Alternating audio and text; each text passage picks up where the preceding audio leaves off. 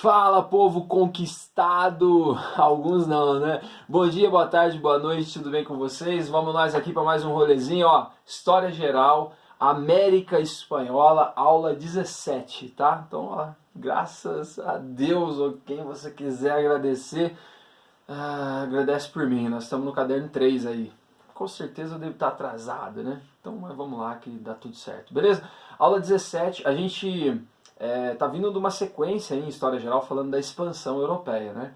E essa aula de hoje é para apresentar para vocês a América, é meio que uma continuação daquela aula em que eu falei um pouquinho dos otomanos, eu falei da África e falei da Ásia, né? Então agora a gente vai falar da América com um pouquinho mais de cuidado, nos interessa mais, tem mais cobrança no vestibular sobre isso também. E aí a gente vai olhar essa América Espanhola, esse termo é ruim, né? Ó, eu deixei as imagens para vocês, como eu sempre estou fazendo.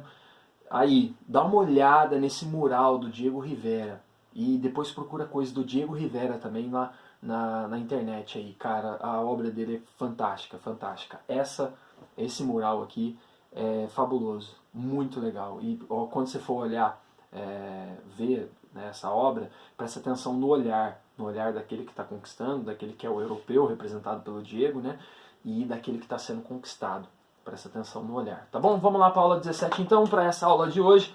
Provavelmente eu vou ter que fazer 2 videozinhos aí de 20 minutos, prometo que eu não vou passar disso. É muita coisa, eu tenho mais detalhes nos slides aqui do que eu vou conseguir falar para vocês, tá? Então depois vocês pegam esses slides, dá uma olhada com calma, olha o livro-texto também para complementar aí os estudos, mas aqui nós vamos focar, nós vamos analisar com bastante cuidado, e eu espero fazer isso bem para vocês. Nós vamos analisar aqui 3 passos. Primeiro eu quero apresentar para vocês a América pré-colombiana. Então a gente vai falar um pouquinho ali dessa América que existia aqui, né? Cara, muita coisa, muita coisa. Mas assim, a gente vai dar uma resumida e a gente vai falar só dos maias, né, alguns detalhes dos maias, alguns detalhes dos mexicas, ou se você preferir falar astecas, e dos incas. Então a gente vai olhar essas 3 grandes civilizações aí, algumas particularidades ou as principais características, tá? Tudo bem resumido também, porque cada uma delas mereceria um curso de 5 anos aí, no mínimo, para a gente ficar ninja nisso. Mas o essencial você vai ficar sabendo aqui hoje. E aí nós temos o segundo passo aqui, eu quero falar da conquista. O próprio termo conquista, desde quando nós começamos esse ano letivo, eu estou falando para vocês da ideia de conquista, né? E aí, conquista, invasão, você que vai decidir aí, né? Você que vê, depende do lado que você tá, né? Se você estiver do lado Se estiver do lado da galera do Brasil Paralelo, terra de Veracruz, é conquista. Estamos conquistando. Aí, agora a civilização vai dar certo e tal.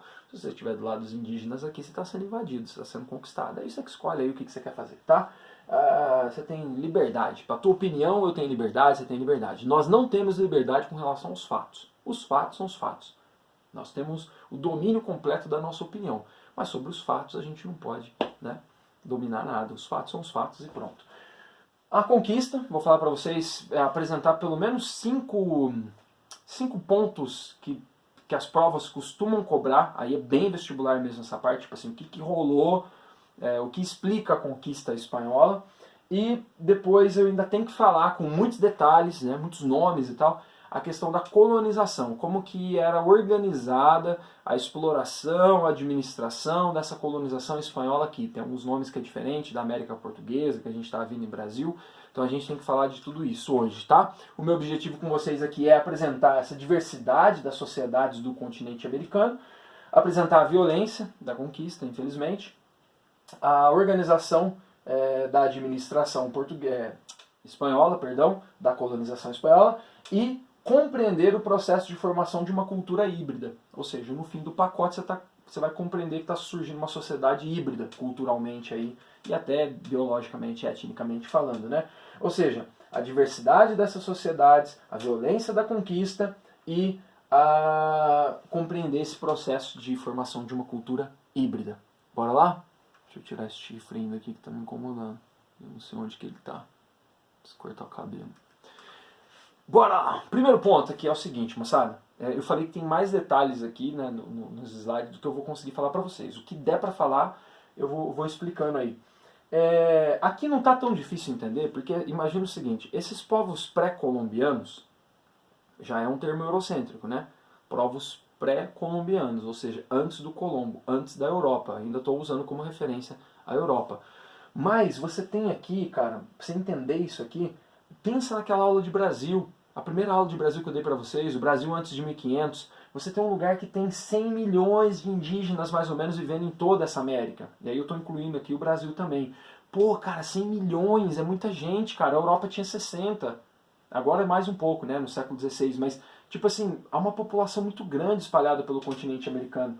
Só que essa população, ela não se restringe a 1, 2 ou 3 grupos. Na verdade, você tem centenas. Para falar a América inteira, dá para falar milhares de povos diferentes. Lembra que só do Brasil eu falei que a gente tem assim, estudado mais de 300 povos no Brasil diferentes? Aqui não é diferente. É lógico que nós vamos falar dos maias, os astecas e os incas para dar uma generalizada, para tentar entender um panorama. Mas você tem centenas de povos diferentes vivendo aqui. Quando eu digo isso, são povos que têm uma diversidade cultural. São línguas diferentes, cosmologia, né, explicação de mundo diferente, mitologia diferente, religião diferente, hábitos diferentes, né? Existiam algumas coisas que eram pontos comuns, eu vou falar isso para vocês. Mas você tinha uma grande diversidade cultural. Então isso a gente já fez na história do Brasil. Agora a gente está só tentando entender. César, então eu posso pensar que, tipo assim, como aconteceu no Brasil, existe uma grande diversidade nessa América espanhola e a colonização espanhola vai padronizar. Lembra daquela aula? Diversidade versus padronização, é isso que vai acontecer também. Lógico que com particularidades que a gente vai evidenciar. E tudo isso se encontra com a ideia de um império colonial espanhol que está em expansão. A ideia lá das mudanças que estão acontecendo na Europa, a expansão das grandes navegações, e a Espanha tem um império enorme. Vocês vão ver o mapa aqui, a Espanha está, dominando o mundo junto com Portugal nesse momento aí, né? E aí tem a grande viagem, né? A chegada, né, do Colombo, na verdade, em 1492, a gente falou disso na aula 15, mas a chegada do Colombo, então, na América, sem saber que era América, tadinho do Colombo, nem morreu achando que isso aqui era a Índia ainda, né, e o Colombo morreu em 1506, né, em 1506 já tinha uma ideia da extensão, né, da quantidade de ilhas, extensão territorial e tal, mas assim, durante muito tempo ficou uma crença de que aqui era a Índia, né, que ele estava dando a volta e chegando na Índia pelo outro lado. Bom, um desses filmes aqui eu já indiquei para vocês, que é esse aqui, ó, tá? Já falei dele, A Conquista do Paraíso. Agora tem um outro que eu ainda não indiquei, que é esse aqui, ó, Apocalipto, esse aqui. Cara, esse aqui eu avisei vocês que é um filme mais lento, né, nave lenta. Esse aqui é tipo assim, é do começo ao fim, é um filme produzido, feito pelo Mel Gibson, cara. Então, é um filme que vai meio que misturar ali um pouco da cultura maia com a cultura mexica, asteca, né? Você tem vários elementos dessas sociedades pré-colombianas. Seria como que, assim, a ideia é contar como que era o mundo antes da chegada dos europeus. Esse filme é fantástico, eu garanto pra você que com 10 minutos de filme você vai segurar no sofá assim e vai ficar... Mano, é tenso, é um filme de ação, um filme muito legal. Tem vários elementos nesse filme que você vai talvez lembrar dessa aula de hoje, tá bom? Apocalipto, assistam, esse vocês vão gostar muito, tá? É tipo os Vingadores aí da época. Vamos lá, ainda aqui o primeiro ponto, tá? Estou falando dessa questão da América pré-colombiana. Nós temos aqui os maias. Os maias habitavam essa região aqui, que a gente chama de Península Yucatán, né? Na verdade, onde hoje é a Guatemala, um pedacinho de Honduras, El Salvador e um pedaço do México também, tá? Toda essa região aqui foi habitada pelos maias. Uma civilização antiga, né? Datando aí 1000 anos antes de Cristo. Era uma sociedade que se organizava com uma religião politeísta, ou seja, acreditava nas divindades, nos deuses, e tinham mitos para contar essas histórias e tal. Não deixaram muitas fontes pra gente, né? Mas existia uma escrita, né? Eles tinham uma escrita que funcionava como se fosse hieróglifos, né, de símbolos, tipo emoji que você manda no celular hoje. E tem o famoso calendário maia, né, que o mundo ia acabar em 2012. Na verdade é assim, ó, só para rapidinho. A ideia do calendário deles é que eles acreditavam que o mundo funcionava, eles conheciam os astros e tal. Aliás, conhecimentos bem avançados para a época. Eles acreditavam que o mundo funcionava com ciclos de destruição e renovação. Destruição e renovação. Segundo a crença deles, eles acreditavam que esses ciclos eles tinham 52 anos. Então, de 52 anos em 52 anos, o mundo morria e nascia, o mundo morria e nascia. E eles escreveram esse calendário no tempo deles e para além do tempo deles. E foram escrevendo para o futuro. Aí uma hora alguém cansou e parou de escrever. E aí, quando encontraram essas coisas, via o mundo escrito ali, o que seria 2012. Tem um problema de calendário também, porque o calendário que a gente usa aqui é o calendário cristão, então tem um problema aí e tal. Mas aí alguém viu que contaram só até 2012 e falou, pô, então os caras sabiam do mundo, sabiam do rolê, então o mundo vai acabar em 2012. Mas aí começa um novo mundo. Tanto é que você pode ver que 2012 pra cá mudou bastante, hein? Se você quiser ir nessa onda aí, até dá pra acreditar. Eles, conhecedores do céu e do tempo, né? Dos ciclos da natureza e tal. Primeiro povo na história da humanidade de São João da Boa Vista a usar o zero. Primeiro povo a usar o zero. Política descentralizada. Vê o que você vai lembrar disso aqui. Eles viviam nessa região e aí você tinha várias cidades. Essas cidades, que tinham às vezes milhares de habitantes, elas não tinham uma centralidade política, não tinha um governo unificando elas. Cada uma delas funcionava com autonomia política, econômica e militar. Você tinha uma espécie de cidade-estado autônoma na região, que de vez em quando se juntavam para combater algum inimigo externo, algum invasor, alguma onda migratória ali de alguma galera querendo chegar e pegar o rolê deles. Não parece um pouquinho com a história da Grécia lá atrás? Então, tipo, essas cidades independentes e tal. Estou só fazendo uma comparação aqui para você não pensar que isso é coisa absurda, né? Então, uma política descentralizada, ou seja, não havia uma unidade política, e poderiam se unir contra inimigos externos. E aí, a parte mais legal da história, o César, você é professor de história, né, tudo, muita gente vai fazer faculdade de história só para descobrir isso. O que aconteceu com os maias? Prepare-se, que eu vou dar informação aqui, em primeira mão para vocês. O que aconteceu com os maias? Você nunca viu essa resposta em lugar nenhum. Não sei. Não sei. Não sei. Sabe quem é? Não sei. Não sei. O que aconteceu com os maias? Não sei. Tem algumas hipóteses, tipo, que os ETs vieram levar os parentes deles embora porque eles não eram desse mundo.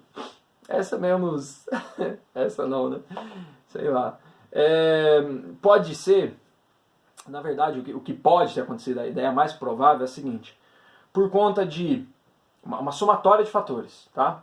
Doenças, desmatamento ali na região, mudanças climáticas, invasões. Esses povos eles foram migrando e foram sendo incorporados em outras culturas. Não é que eles sumiram, eu coloquei aqui que eles sumiram, né?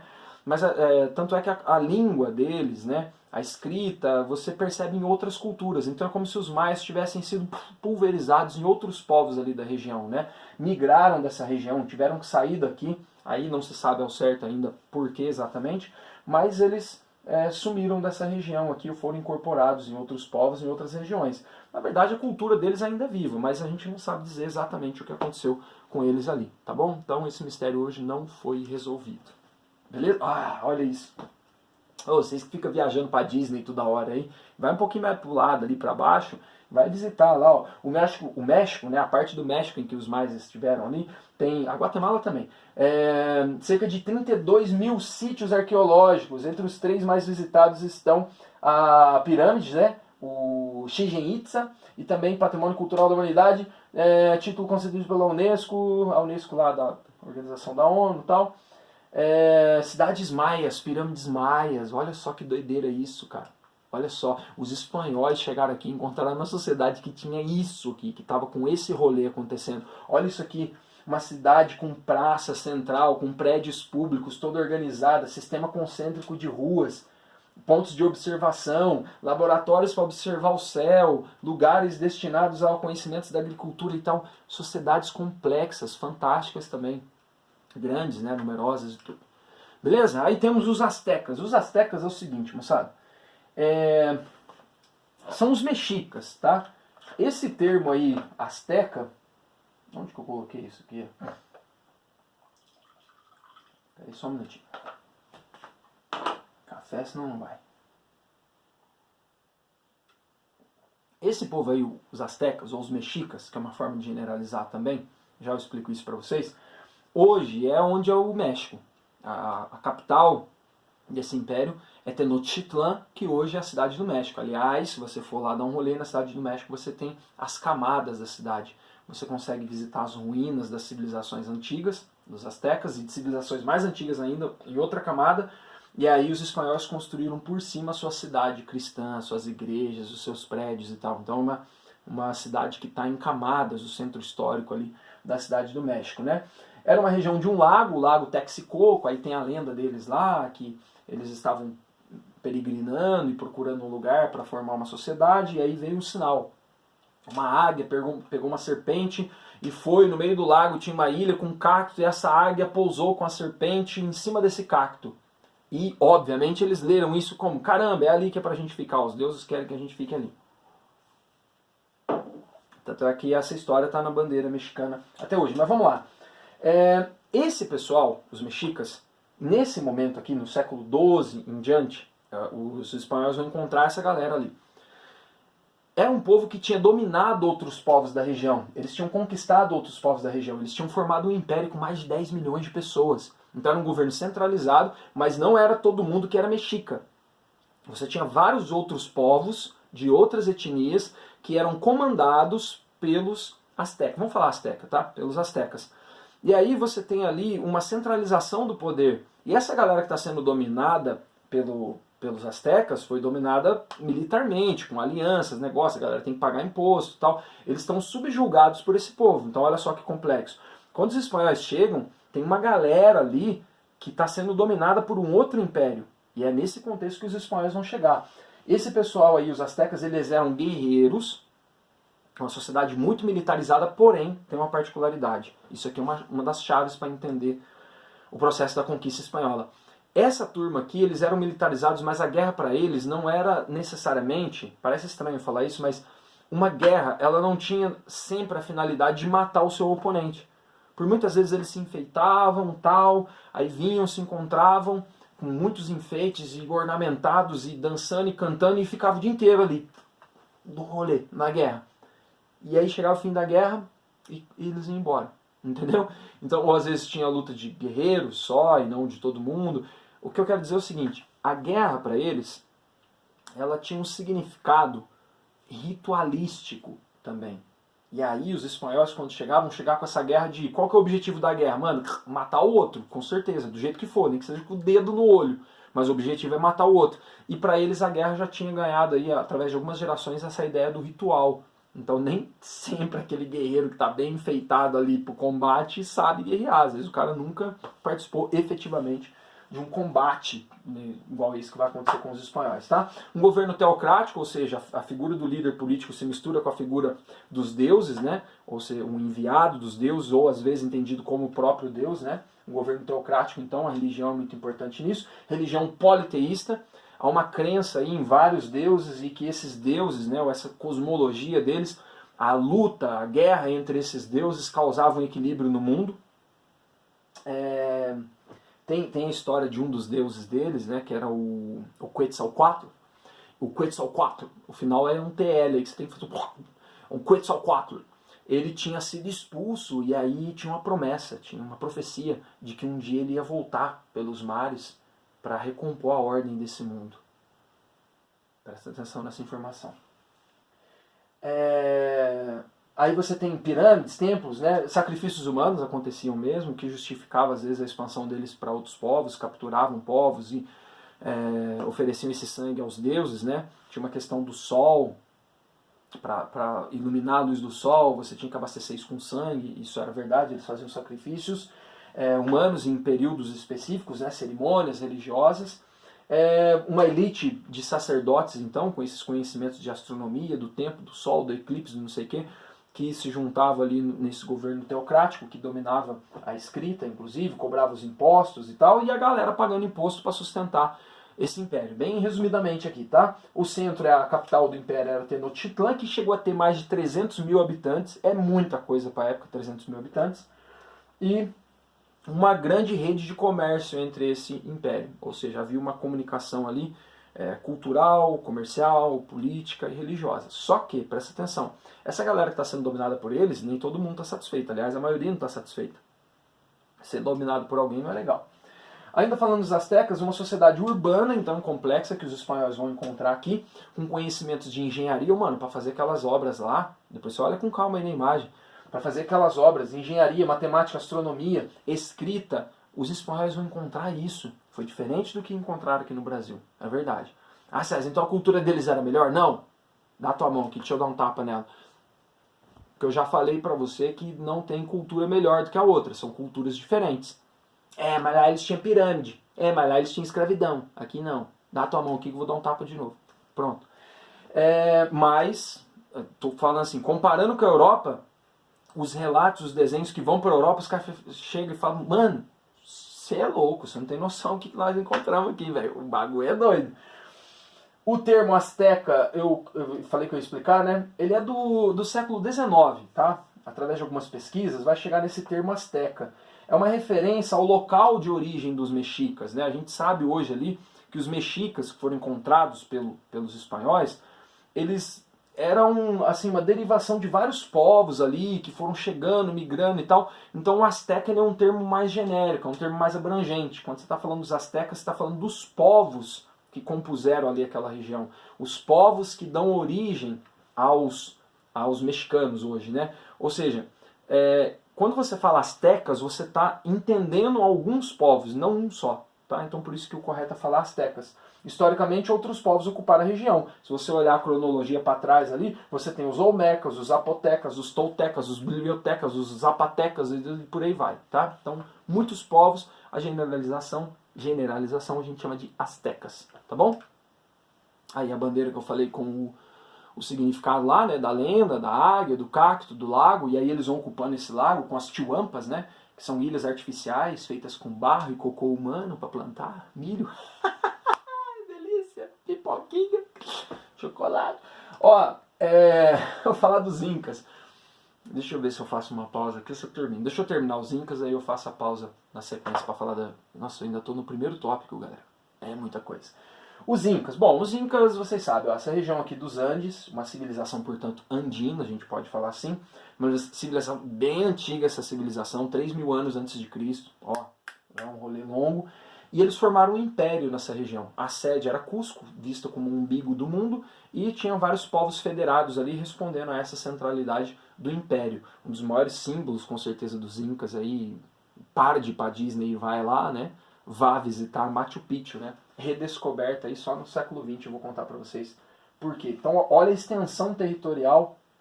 Aqui, ó, você já tem o limite, a barreira natural dos Andes, né? E aí, do lado de lá, já o Brasil. Mas tudo isso aqui também está na América espanhola, nesse momento, né? Um vasto império, portanto. Bom, algumas coisas aqui dos incas, tá? Eu falei que... muitas coisas estão aqui e não vai dar tempo de eu falar, mas depois você olha com calma. Por exemplo, a língua que se falava ali, que era o Quechua, ainda é falado na região dos Andes por mais de 10 milhões de pessoas. Então, tipo, a cultura ainda está viva, ainda está lá. Tem lugares que ainda respiram essa história, né? O Império Inca, ele vai ali como império mesmo, ele tinha acabado de se organizar e, vamos dizer assim, confederar os povos ali, debaixo da asa do Império, se é possível usar esse termo aqui, né? Mas você, de 1438, a metade do século XV até a metade do século, antes da metade do século XVI. Eu acho que eu quero espirrar, peraí. Eles chamavam do Império das Quatro Direções e tal. Uma teocracia, então você tem uma mistura ali da política com a religião. Politeísta também, acreditava em vários deuses. A tradição oral era muito forte, não que eles não tinham escrita, né? Eles tinham lá os quipus. Procura na internet o que é quipu. É um monte de cordinha com um monte de nó. E com esses nó e essas cordinhas você consegue registrar algumas coisas. Era isso que eles usavam também para administrar as contas, vamos dizer assim, do império, os impostos e tal.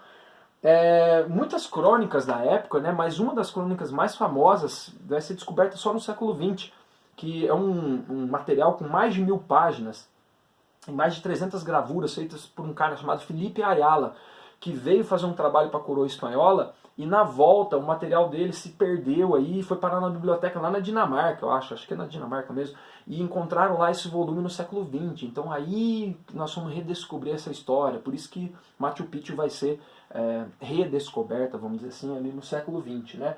1908 essa descoberta. A agricultura deles é bastante interessante, ó, aquela agricultura de terraço, né? Aquela agricultura que usa do relevo da região de uma forma inteligente, de uma forma racional para poder produzir ali, ou a agricultura de terraço, né, porque ela vai se irrigando também. A agricultura, eles cultivavam ali principalmente a batata, tem registro de milho também, um tipo de milho. Mas, ó, galera, aqui vale um lembrete aqui. Nossa, eu tô com muita pressa. Desculpa, mas vamos lá.